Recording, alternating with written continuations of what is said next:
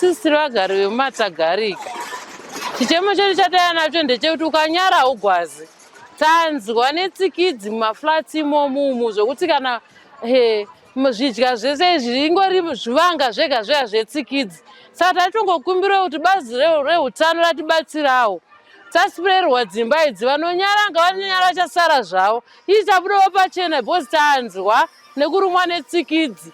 Hatizoti tsikidzi dzataiziva kare here nekuti zvakatongooma. Tine dambudziko rekuti tanetswa netunhu tunonzi matsikidzi but dziri pa2 types. Last time takambotsvaga takamboedza kudzisprayer but hadzisi kupera. Saka tiri kutsvagawo kuti tingabatsirike sei nenyaya yetsikidzi idzodzo. Checho makomborero atakapiwa emusika munyowani uyu atikuuya uyu makomborero asi anogona kunoenda kunge semunyama kana kuti zvakaipa sekunge tichange tichisangana vanhu vakawanda umu. Saka isu senzvimbo inoyi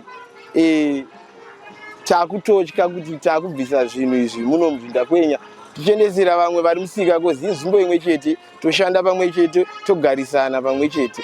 Saka zvakutotityisawo kuti kana vari kuvhura musika vacho kuti vaakuenda nadzo everywhere paZimbabwe yose nekunge dzisatadza kuita kufiritwa. Saka tanga tichingokumbirawo vanokwanisawo kana zvekufiritisa zvacho kana mishonga yacho handisiyo mari chete kana ivo kuuya tobatsiranawo mukuti ase mukuti tiparadze zvipukanana zvizvi. Isusu mumatagarika magariro edu ndekuti tine mabloko pabloko 1 munenge muine dzimba 8. Saka pa8 ipapo tikasprayer 1 imba ikaspraywa zvoreva kuti tsikidzi dzehadzipere dzakuenda dzakutiza matsprayer mweme dzichienda mune dzimwe dzimba. Saka ndo rimwe dambudziko redu iroro.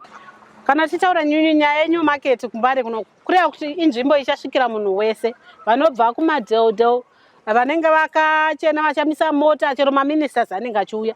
Zvino vanhu vazhinji vanenge vachipinda umu ndivo vanenge vachipinda mumarket vachitengesera vanhu vekuno kumatagarika 1 and 2 vanenge unozoonekwa wakarumwa netsikidzi mumaoko mese omu kana kuti kuFacebook uine mapundu. Saka vanhu havazozvinzwisisi kuti chii chiri kuitika zvinozokonzera kuti hauchatengerwi. Tinogona kuita imwe challenge even kuvana vechikoro chaivo pavanoenda kuchikoro anenge ane mapundu akarumwa netsikidzi. Atsikidzi dzanetsa akarumwa netsikidzi shamwari dzake dzinenge chibvawo kumwe uko dzomuona ane mapundu zvakutokonzera kuti mwana uye akurasikirwa nekutamba neshamwari dzake nokuti vaya vanenge vachifungidzira kuti hameno chimwe chirwere chaanacho. Saka vedu toda kubatsirwa panyaya yetsikidzi dzanetsa kunoku tibatsirewo tsikidzi dzanetsa.